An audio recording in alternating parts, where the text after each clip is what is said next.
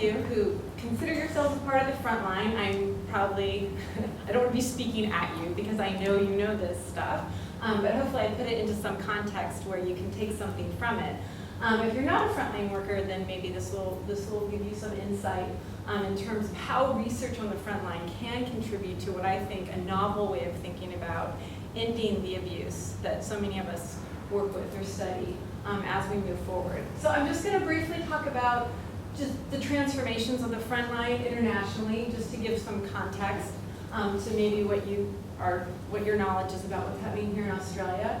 I'll talk a little bit about the scholarship concerning the Frontline, and as Annabelle said, where does anthropology, I mean, how many of you have ever encountered an anthropologist who works in this field? There aren't that many of us, so I'm going to talk a little bit about the scholarship of the Frontline. And then really, I'd love to be able to say that I've come up with the perfect model to center the Frontline in program design, planning, delivery, and evaluation, but that's really where we need to go next. But I'll highlight what I've learned from almost 20 years of work with the Frontline to think about how we could move forward in terms of what it would look like to center the Frontline. And then I definitely left enough time for questions, comments, concerns, just anything you want to say at the end of the talk. Okay. So I think it's always important for people to, especially researchers, to let any audience know how they came to this topic. So, why do you study family and domestic violence or gender-based violence? I worked for a long time as a Frontline worker, and I think I was, I'm sure as many of you in your Frontline work, as you're doing the work, you realize that there's these knowledge gaps, that there's just things that, you'd like a training on something, but you can't quite figure out what that training would be, but you know there's something missing. And I felt that as a worker. I just couldn't quite put my finger on it in terms of what was missing. And also at the time that I was transitioning from Frontline work to go back to pursue my PhD, one of the knowledge gaps that I thought was most profound was this talk about culturally specific services, which I know you've probably had here in Australia as well. So this was in the 90s. And when I'd ask people, well, what does a culturally specific service look like for, in the US, a Latina population, so populations from Latin America, and they'd say, oh, Latinas need this, this, and this, and this. I'd say, okay, well then what does a program look like for, say, Black American women, African American women? Oh, blacks need this, this, and this. I'd say, okay, what about white women? Silence. Like, no one could come up with what a culturally specific program would look like for European descendants. And so as an anthropologist, that interests me because it meant that whites were seen as being culturally neutral and everyone else had culture. So that's theoretically what I was really interested in terms of everyone has culture. We just assume that what is white culture doesn't need to be named. And so that's really, that to me was a huge gap as well.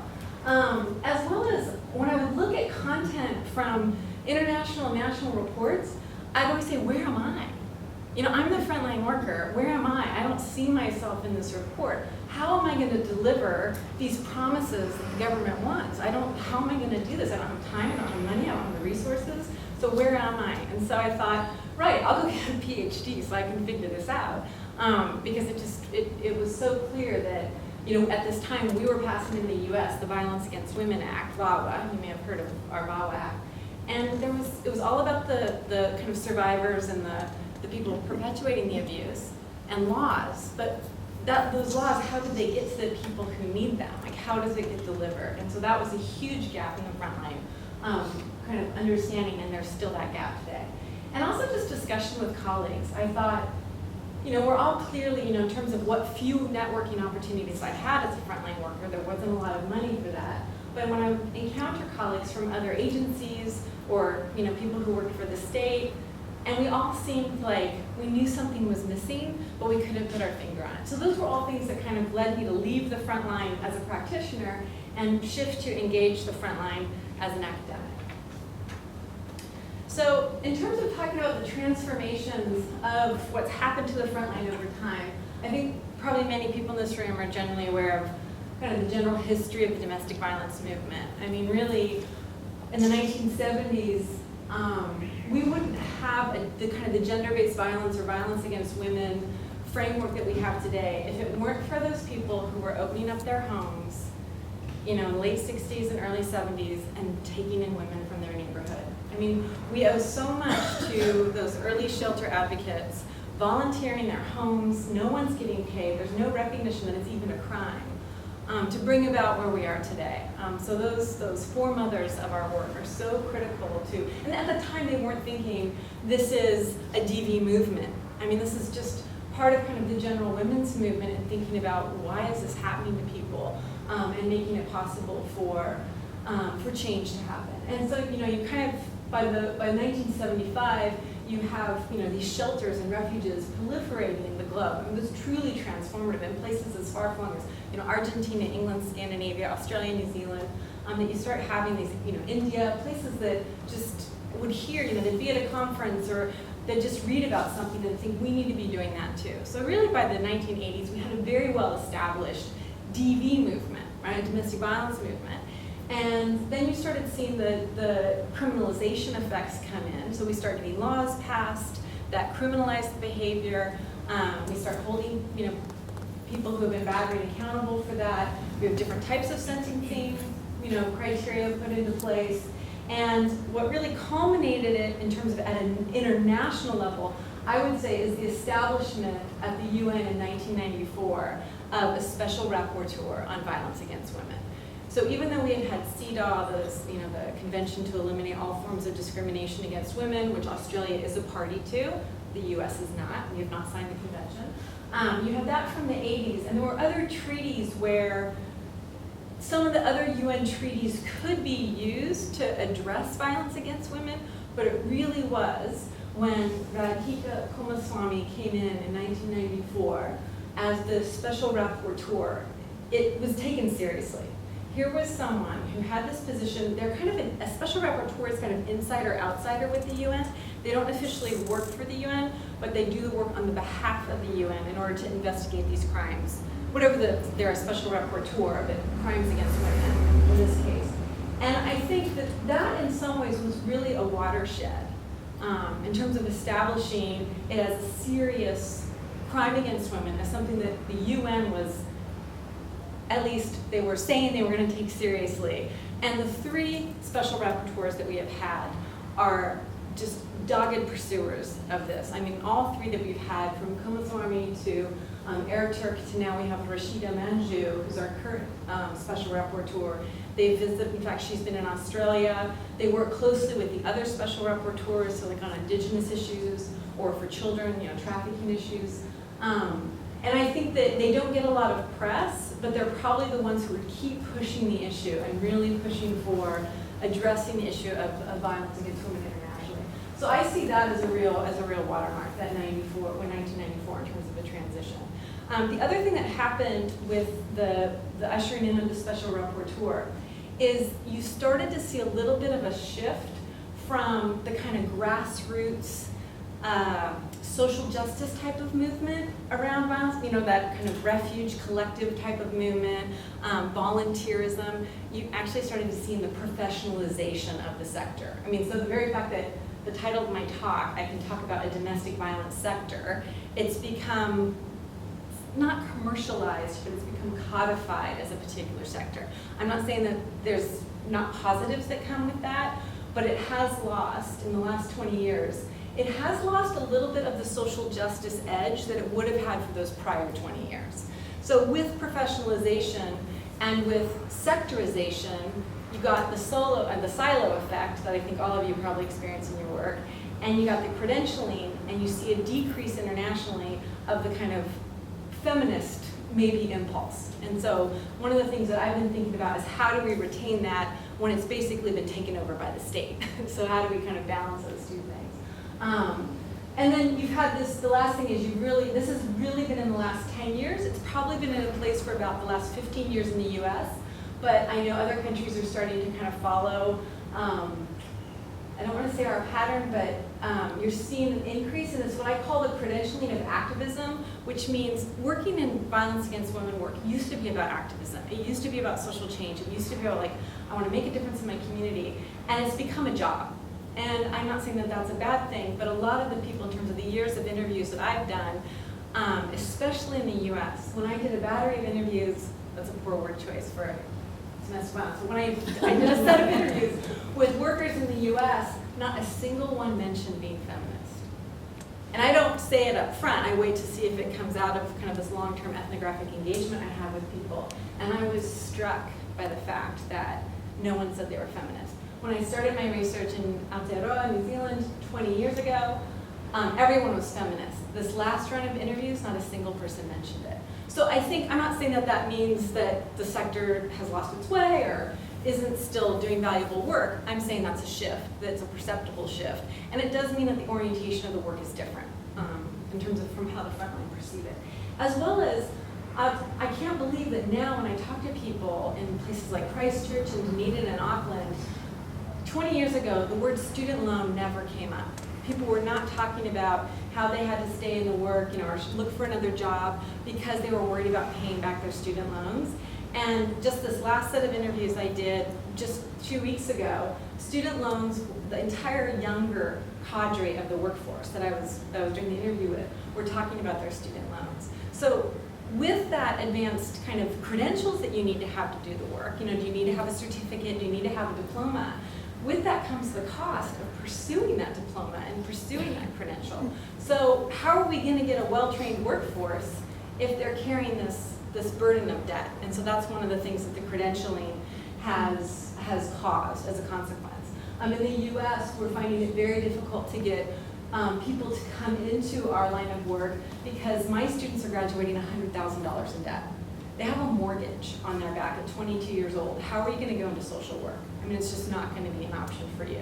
So that's a real concern to me in terms of we need the people to know what they're doing should they be carrying that debt weight in order to make social change. So that's something that I think we need to sort out. Okay, so those are kind of the general transformations that we're seeing up till today. The scholarship of the frontline, I'll just say at the outset, which is really interesting, especially from the discipline of social work. You'd think the people who would be studying social workers would be academics in social work. And yet it was, when I first started in this in the kind of late 90s, there was no research on frontline workers. And what little has come in has been social workers who have done research in terms of kind of work fatigue and burnout and things like that. A little bit in psychology, a little bit in criminology, but the focus has really been either above the workers or below the workers, and not that what I consider the people who are the conduits of change. I mean, you sit betwixt and between the state and the survivors. I mean, you really need to pay attention to these people. And so, I use the word victims there. I use that absolutely respectfully, but in terms of how we categorize them in literature.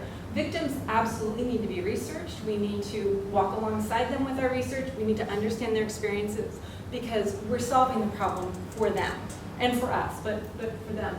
There's tons of research on victims, and that's true in sociology, criminology, law studies, psychology, and quite a bit of policy research in political science. A lot of research is done as well as in legal studies. So you find tons of research on policy. People are very interested in policy.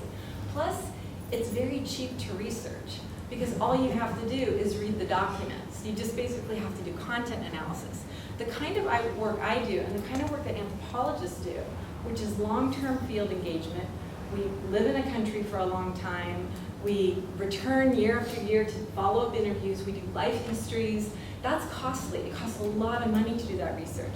And so it's not just thinking about the cost of the debt that's weighing down our workers, but are we investing in the researchers who can get us those data we need to make change? And it's much easier to fund a project that's going to do content analysis on policy or do a survey with survivors than to fund someone to go and sit down with people and talk with them and walk with them over a period of time to get those rich data. So there's an economic reason for that gap, but also I just don't think people found frontline workers interesting. The policy didn't seem to attend to them.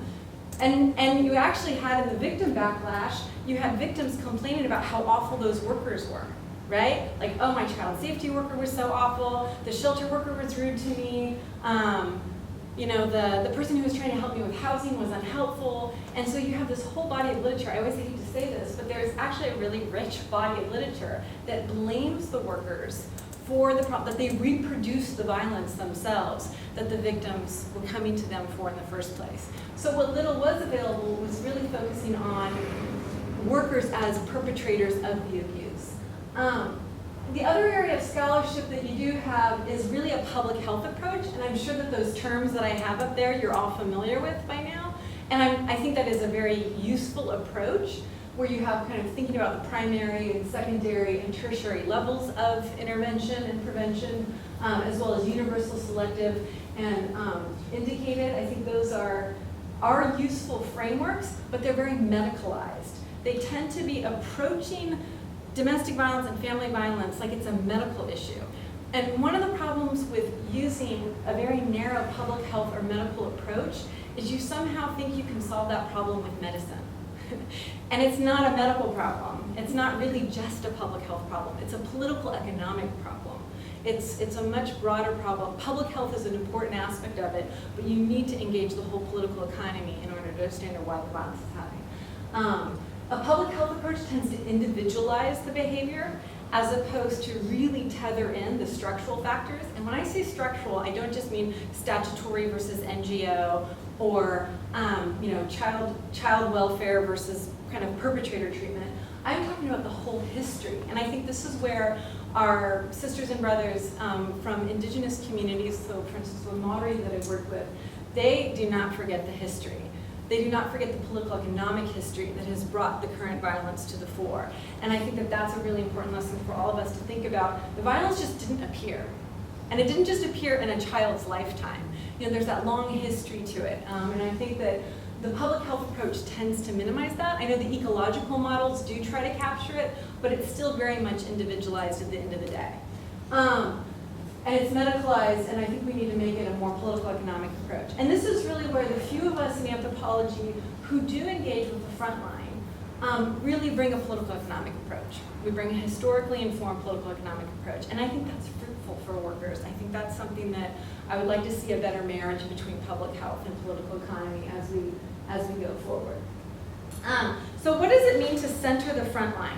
Are there models out there? No. And I think that's where my next stage of research is really about what would it look like?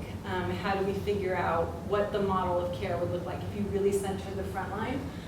What I've been doing really for the past 2 decades is collecting those data on what frontline workers suggest for change.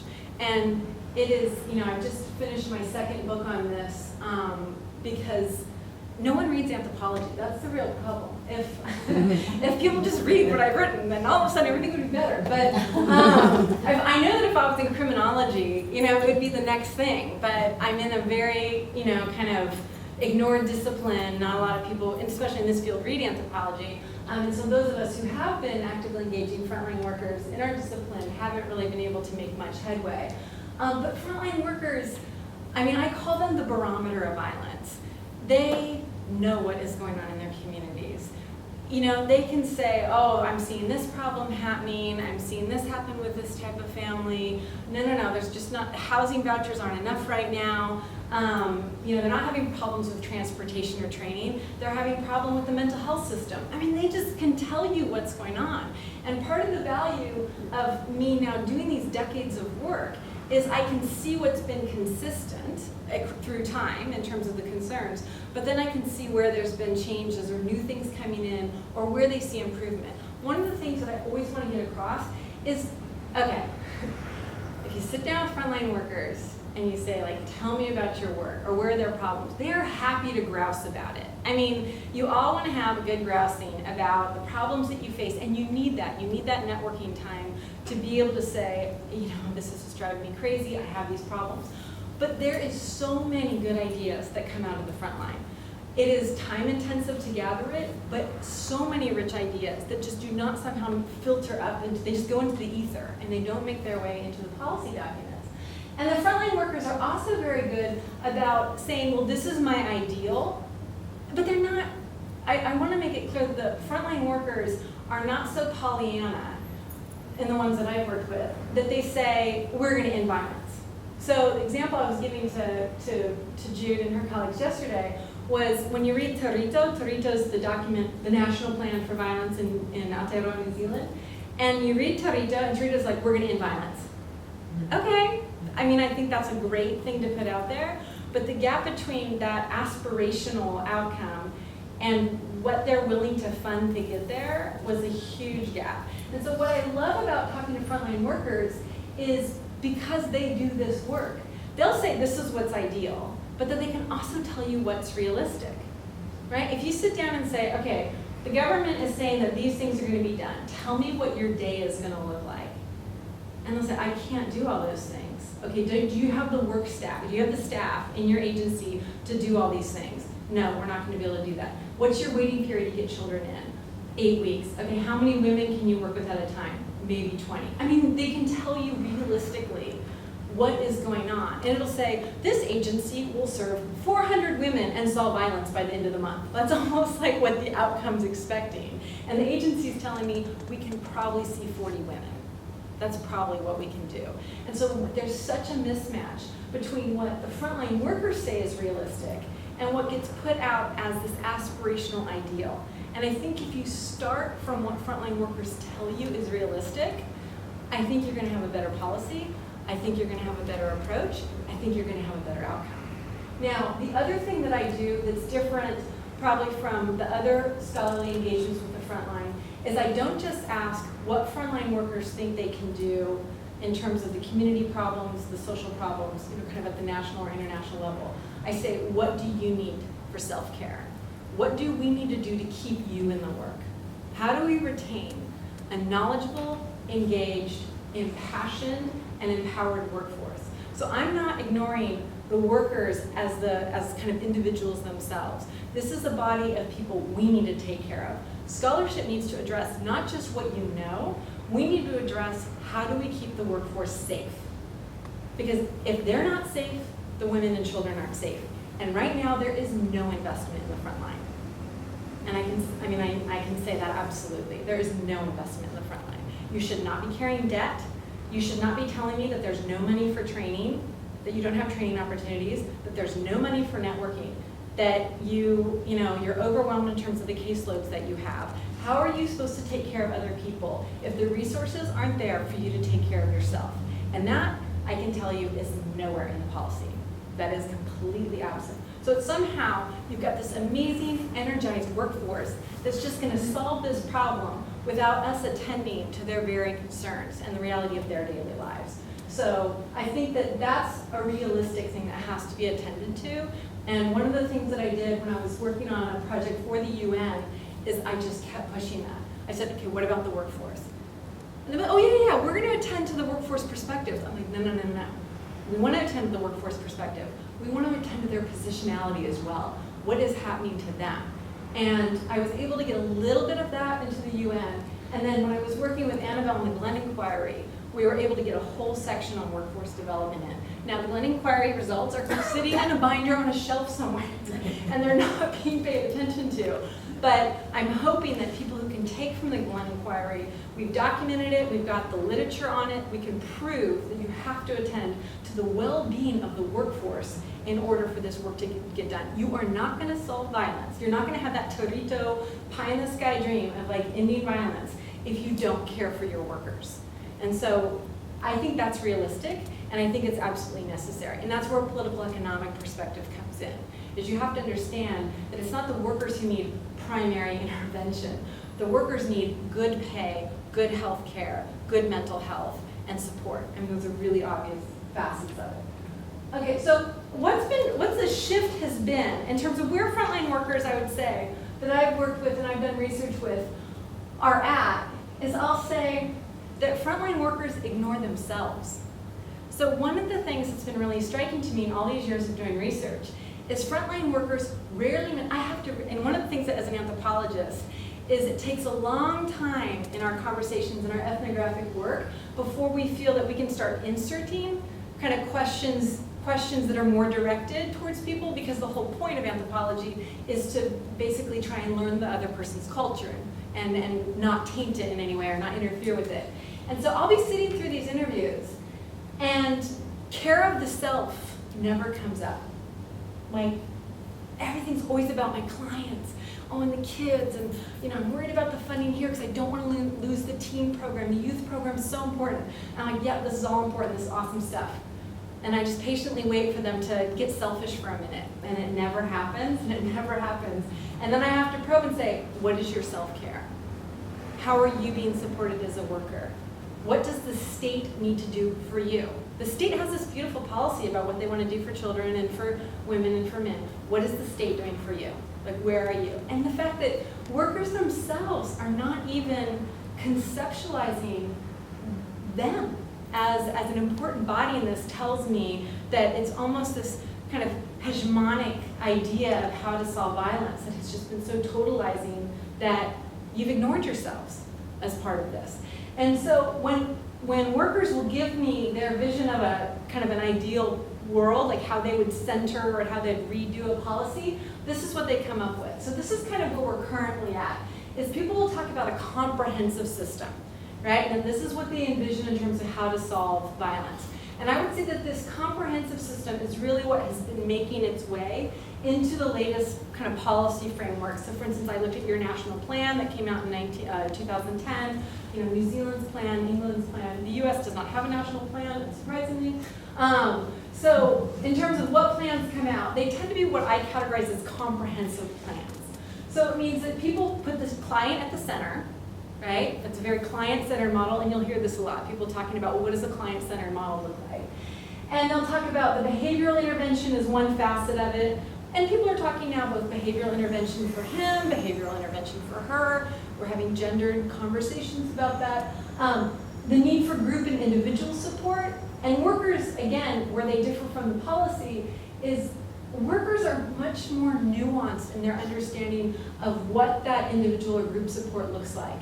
They'll say, just setting a cap on the number of times I can meet with them. Well, some women need 2 visits, and some women need 100. For me to get her from A to B, I need to be able to see her every week. For client B, I can see her 3 times, she's golden.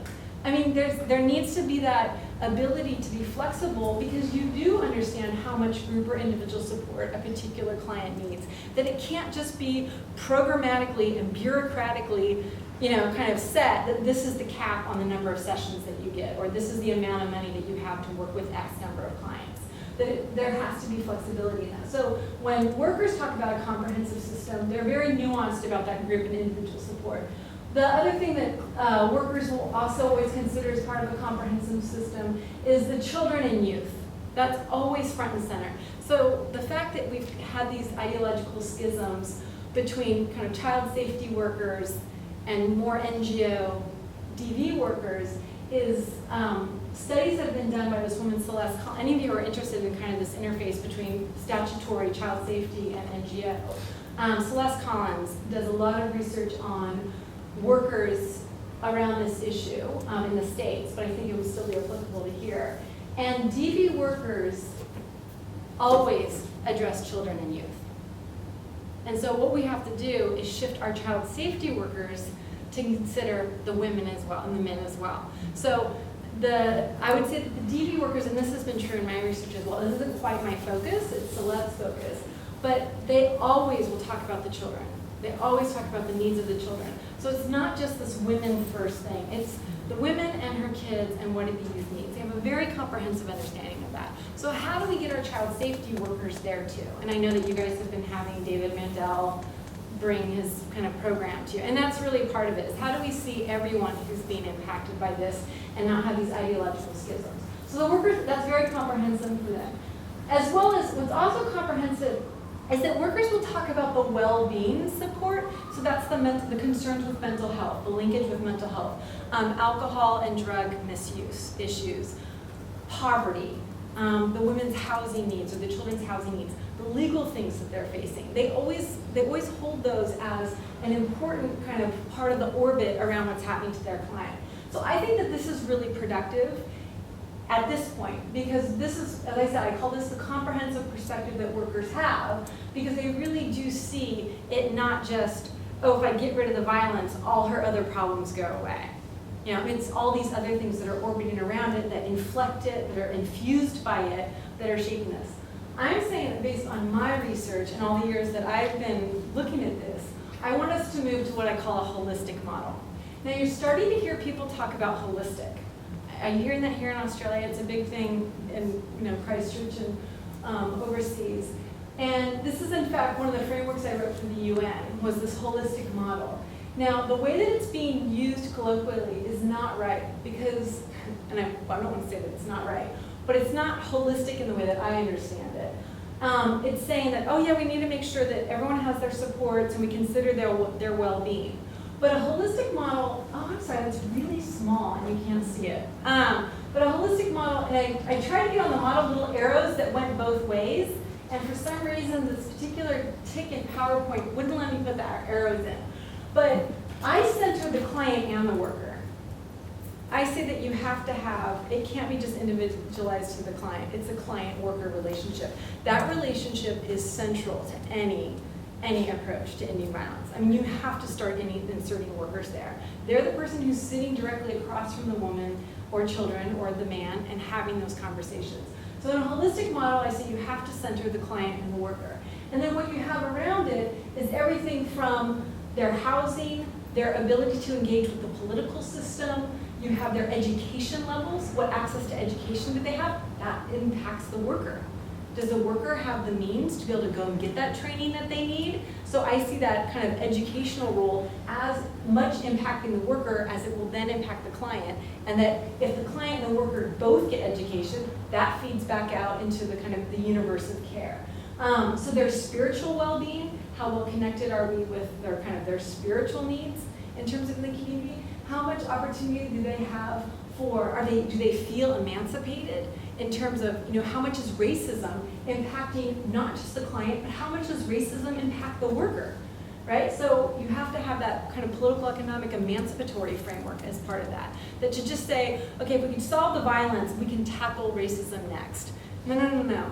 Addressing racism is a part of the self-care and the well-being of a worker and for a client. And that's where I think the culturally specific models came out, is there was a recognition that, that Pakeha workers maybe couldn't necessarily work as well with Maori clients in all instances, and recognizing that history of racism and discrimination. And so, and I'll give this PowerPoint so Annabelle can put it up, so you can see all the components. And you'll realize that there's a lot of things that if you were to sit down with the national plan right now, about half these circles are missing. They're not in the national plan. And yet these are circles I got from the workers. These are things that the workers told me. So it wasn't me that said, oh, you have to have this holistic model. I'm just labeling it as a true holistic model. It was the workers who had come up with all these facets that they recognized were a critical part of care. And when I went through the national plan, there was so much inattentive to things like, okay, there's kind of some language about poverty in there, and we have to move people from poverty. How? How do you plan to do that? You have this in the national plan, that's great. How do you plan to do that? Because we recognize that poverty and disenfranchisement and racism are going to be a huge part of that. But then you're asking workers to somehow figure this out without resourcing them. And they recognize it themselves. And so this really has to go back to a citizenry who's going to vote for the people in government who recognizes this model and gets this model into the policy. Like, how do you get this to be something that you approach? And you know what? It's costly. It's really, really costly.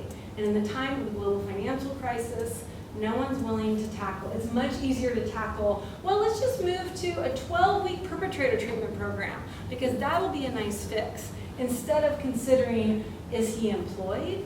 Does he have stable housing? What kind of educational attainment does he have? Does he have basic literacy? I mean, what are some of the other compounding issues that are impacting on that expression of an experience of violence that it's experiencing? So I feel terrible that my most kind of important slide is the one that you can't read, but I will post it for Annabelle so you can see. And then I can also indicate which ones are missing from the national plan and ones that I think workers need to be considered. But I think that if we move forward with a client worker-centered perspective, and this is kind of where my next stage of research is I'm going to be going to workers and say, okay, so I'm centering you. I'm going to tell you that you need to be centered. What does that look like? So what are your educational needs? What are your spiritual needs? What are your housing needs? This really became clear to me in the years that I've been following up from the earthquake in Christchurch, where at one time in 2011, in the first visit in May post-earthquake, half the workers I interviewed were in unstable housing. 4 years later, there were 3 of the workers I just interviewed whose houses still had not been fixed. I mean, the stress that they were experiencing in terms of trying to manage the loss of their house as part of this natural disaster was becoming a human disaster. They couldn't focus with their clients. They were losing sleep. They were, their well-being was pretty compromised. How are they going to do right by clients if their housing is precarious? So that's an extreme example with the earthquake, but we have to consider those things. So I think that workers themselves, again, it sounds very selfish, but you need to think about you as you relate to this kind of universe of care and needs, that you as a political economic subject, so that you can have that relationship with the client in order to facilitate their needs as part of the universe of care. So I think that's a model I'd like to kind of test as I move forward with my research. So this is where I leave it with what would a national plan look like that engaged the frontline, and this is my next stage of research, is to kind of take this model and take out from various national plans, sections, and be able to have that time, again, it's resources, but to sit down with workers who already have their time totally booked up. So I'm like, can I have an hour of your time or an hour and a half of your time? Can you show me how this is going to work? Because I think that qualitative research has to be done to be able to inform why we keep having these gaps. Where are the gaps in these documents? Well, guess what? You got to resource people to find out. And I know that Ann Rose is going to be rolling out a practitioner survey. Surveys don't capture it. I think they're a great start, but you really need to do those in-depth interviews to find out how workers would be able to actually speak to a plan, or at least have these focus groups, where you're not just talking to the managers. The managers are great. You got to go to the front line. The people who every day are holding those hands, wiping the tears, giving the hugs, listening to people, suffering alongside them, honestly, is what's happening in many cases. And then for me, this is the part that is missing in everything. And if I, was to move away from this work here, I would hope that at the very kind of the minimum I contributed is that I thought about the question of what workers themselves need. We're always so concerned about other people, but what do workers need to be successful? Not successful for other people. What do they need to have to be successful for themselves as full emancipated citizens in this country, right? Like, how do you have well-being in order for you to do this work? And so I think that that's another question that I've asked workers, but I'd like to more systematically go through and just allow for that. It's not really selfish. I think it's self-care, and I really would like a better kind of documentation of those self-care as I move forward.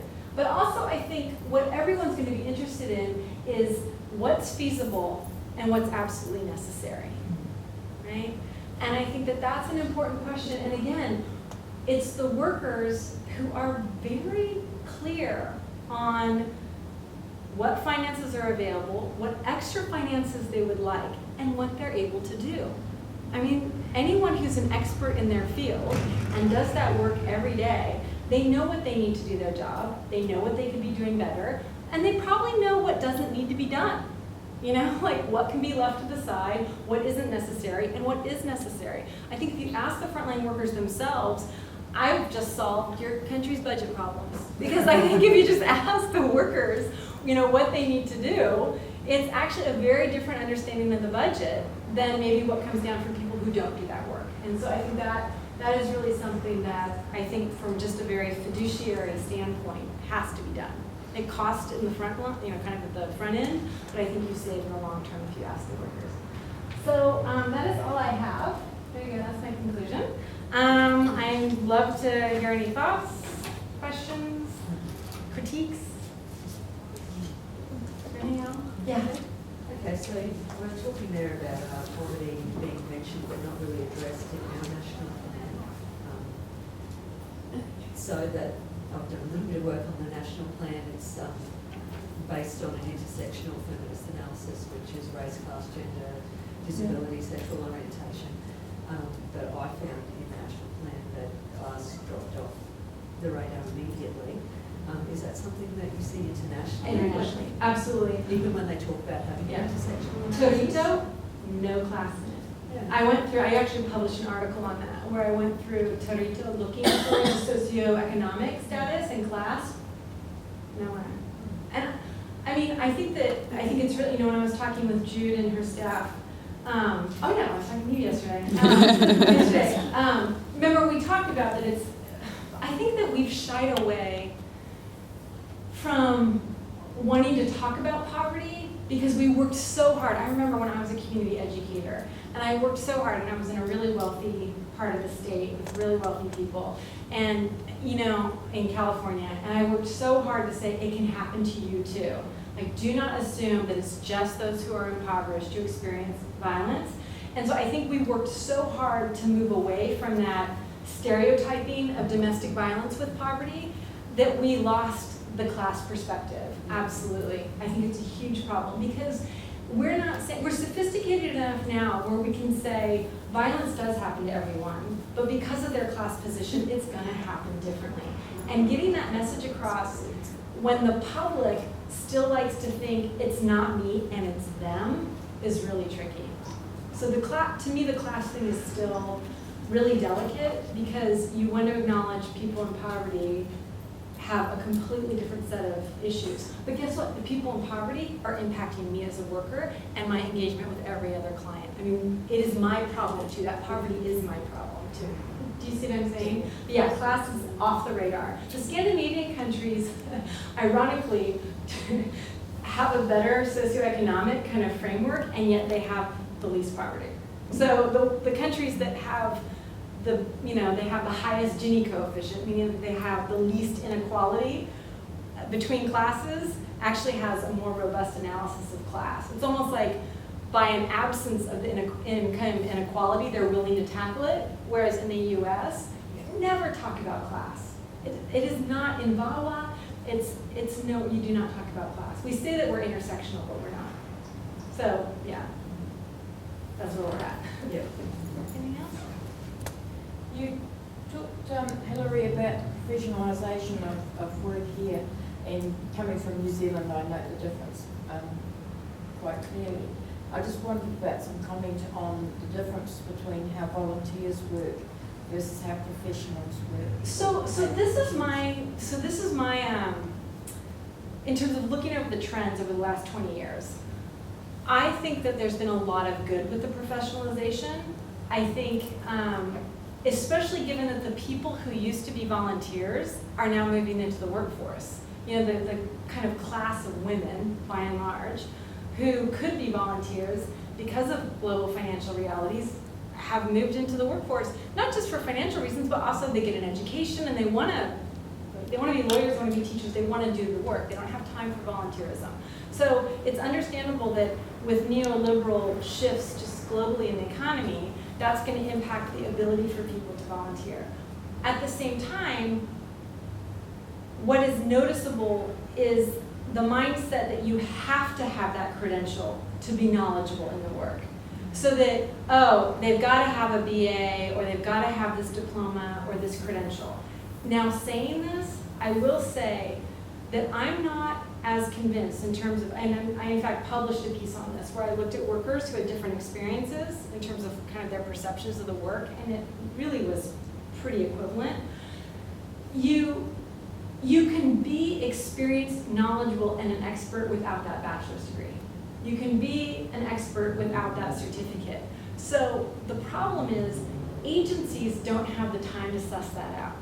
It's much easier if you just hire the person who has the credential because it's already a stamp of approval for you, right? The university did their job. They're going to take the certificate class, so you know that they have them. So it's a lot easier to trust that the person with the degree or the certificate can do the work, as opposed to kind of having this person who doesn't have the degree say, but no, I'm really knowledgeable, I'm an autodidact, I've read everything about violence, I really want to work in this field. The other reason I think credentialing at this point in time is so critical, since we've been at this for 40 years and our rates of violence are still like this, is because you don't want just any Joe Blow hanging up a shingle. and saying, and I borrow that phrase from Annabelle, you don't want anyone saying like, oh, I can be a provider. I can work with victims or perpetrators. And I mean, I think that right now we need that credentialing because we are struggling to get a handle on this. I mean, this thing costs us so much money and it costs us socially that you cannot just have any Tom, Dick, or Harry show up and say like, I know about men, so I'm gonna run a group, or I care about children, so I'm gonna work with them. I think that credentialing came about because of political economic realities, but I think we need it because we're causing more harm than good if we don't know what people know when they come into the work.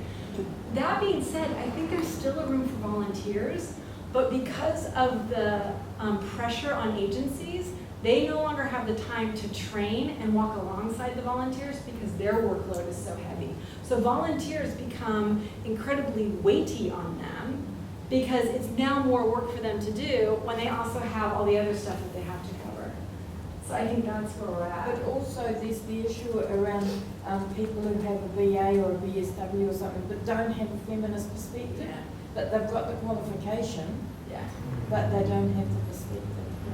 And I think that one of the things that I'm seeing is that there's no, I mean, given how big a problem this is, and I mean, maybe I'm just biased because this is my field, but I think all those other social inequalities that we grapple with, all this, you know, some people call them social pathologies, I just call them social challenges.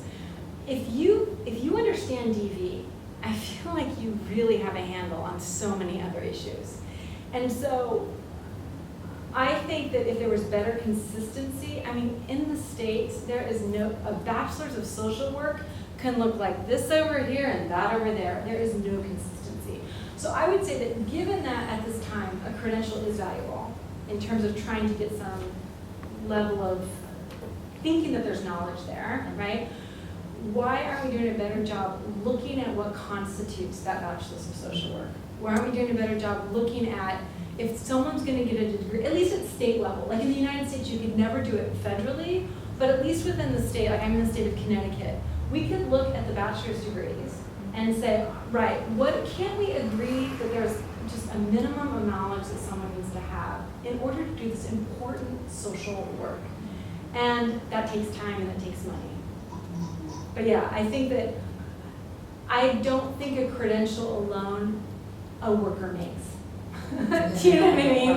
I think it's important at this time, but the credentials as they are now are not consistent. Yeah. I know that's kind of a downer, huh? So once again, another thing the government can invest in is looking at, assessing the degrees to make sure there's consistency. Anything else? Did what I said resonate with you if you're a worker at all? Okay. All right, that's always important to me. I think there's an ongoing challenge in the final diagram, with the client and worker prioritised and central, and that's around this very inbuilt gendered attitudes about self in this work. And not being able to pay attention to self because it's not considered to be okay. You've got to have your whole focus, on sacrifice and which is part of that gender sort of thinking around how women should be. So I guess that links a little bit too with the issue of curriculum in universities and schools, etc., around the loss of gendered studies. So a lot of universities have lost their their gender programs. So you're not going to get any, there's no guarantee at all that there'll be any gendered analysis, which is ironic given the hugeness of this problem. That we lose that ability to understand it because we don't have it. It really parallels, I don't know, again, I don't know much about Australia, so I apologize if this does not resonate at all with your cultural context, but it definitely mirrors the kind of mother and child gendered, kind of framework that we have in the States where a mother's expected to sacrifice everything for the child, and if she takes time for herself, she's selfish. The kind of selfish mom who went to the spa, had a spa weekend. Oh, that was so selfish because really your whole focus should be your children. And we have that battle in the U.S. I don't know if you guys have this here in Australia between the real working moms and the stay-at-home moms, and real working moms are selfish because they're not taking care of their children, or stay-at-home moms are dragging feminism down because they're not out at work. And so I feel that it's really, in fact, one of my little, unintelligible circles that I had up there is actually a gender analysis, because you have to have an understanding of masculinity, femininity, and we can sit here and say, I mean, one of the things I know with men's treatment, right? It's good to say, oh, you shouldn't think you have to be a provider, and you shouldn't think that you should have to be strong and be all these things. It's fine to try and say that in week 1 of the group or week 2 of the group. You are fighting against culture. I mean, you are fighting against a culture that tells them that they have to be strong and in charge. And I mean, even feminist men I know, if their wives make more than them, they get a little bit like, they're both okay with it, but disquieted by it because I'm a man. And these are men who get feminism. So I think that, I think that that's a kind of, we aren't going to solve the DV problem if we always focus on the individuals who are impacted by domestic violence. We'll solve the DV problem when we change culture. I mean, and that's why I think the worker is a part of that, because the worker is a part of that culture too. They may not have been hit, but they're just as much impacted by that wider culture as that individual who's experiencing harm, immediately. So one of the things that I often publish a lot on is I talk about that relationship between structural violence and interpersonal violence. And the structural violence is culture. It's telling you that you have to be a provider. It's telling you that you have to be strong. And it's telling you that you have to take care of your children and not care about yourself. So those messages, no budget that we throw at domestic violence is going to solve it if men still accept that boys need to be boys and girls just need to go along with it, I think that's the real problem. So, in an hour we could talk about how we're going to change culture and make it a little better place. But it's precisely that.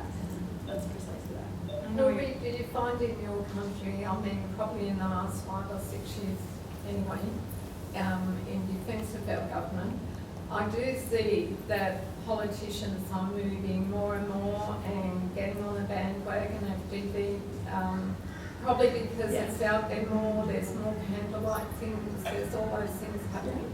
Yeah. Do you find that in your country? No. I think Australia is 20 years ahead of us.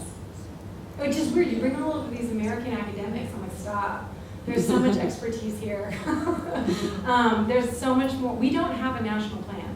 Right. You guys wrote your national plan in 2010. You're 5 years already ahead of us. I mean, I think you're 20 years ahead of us. You're talking about, with these protection orders and looking at the federalist system and trying to figure out what to do with these protection orders, cross-border issues. I think a lot of good has come out of the States. I think we're 10 times bigger than you in terms of population. I can't remember what you're 24 million, right? So we're 10 plus 15 times larger than yours. Our population's massive.